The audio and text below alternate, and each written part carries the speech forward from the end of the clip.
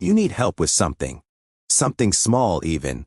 And before you've picked up the phone, before you've typed a single word, a thought fires automatically. I don't want to bother anyone. You cancel the text. You figure it out alone. You tell yourself you're fine. And then later, in a quiet moment, the feeling settles in. This low, heavy sense that your needs are too much, that you take up too much space, that the people around you would, on some level, have an easier time without you in the picture.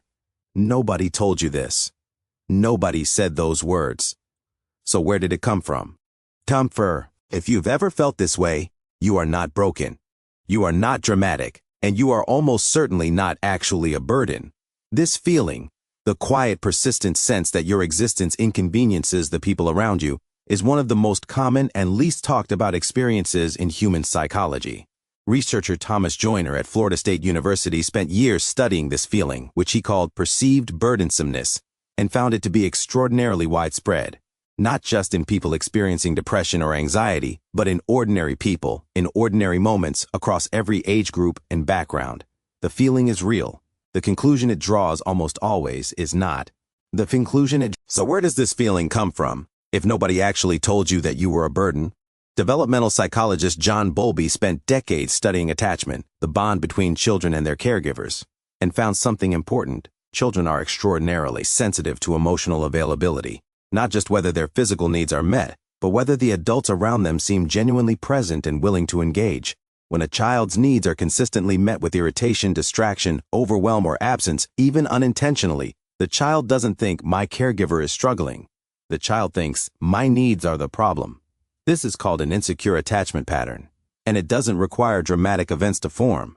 A parent who was chronically stressed, a family environment where emotions weren't discussed, being told, even gently, to not make a fuss, being the child who learned that being easy was safer than having needs.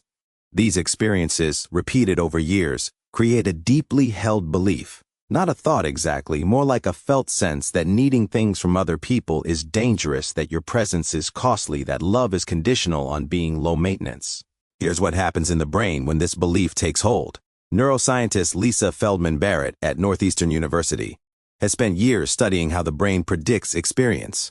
Her finding, the brain doesn't passively receive reality, it actively predicts it, based on everything it has learned before. If your early experiences taught your brain that needing things leads to rejection or disappointment, your brain will predict rejection before it even happens, before you send the text, before you make the request, before the other person has had any chance to respond, the anxious pause before asking for help. The automatic, never mind, the preemptive withdrawal. These aren't weaknesses.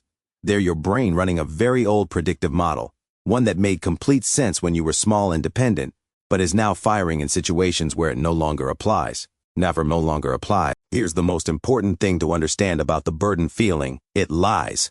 Not about the feeling itself. The feeling is real, and it deserves to be taken seriously.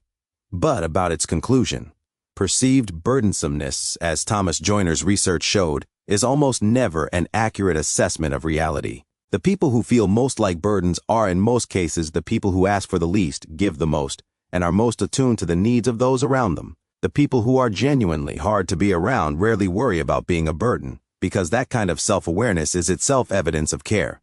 If you're worried about taking up too much space, you are almost certainly not the person who takes up too much space. So how do you work with this feeling? Not suppress it, but genuinely begin to shift it.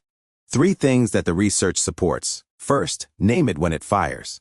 When the thought, I don't want to bother anyone appears, try saying to yourself, that's the burden belief. That's an old prediction, not a current fact. You're not arguing with the feeling. You're just labeling its source. Psychologist Susan David at Harvard found that naming an emotion or belief with precision, what she calls emotional granularity, reduces its intensity measurably. The feeling doesn't disappear, but it loses some of its authority. Second, make one small ask, not a big vulnerable request. Something small, a question you'd normally figure out alone. A small favor you'd normally decline to make. Research on interpersonal relationships consistently shows that allowing others to help you actually strengthens bonds, not weakens them. Asking for help is not a withdrawal from your relationship account, it's a deposit. Third, notice the evidence that contradicts the belief. Who has shown up for you? Who has been glad to hear from you? Who has said at some point that you matter to them? The burden belief filters this evidence out. Your job is to consciously let it back in. Goal 2.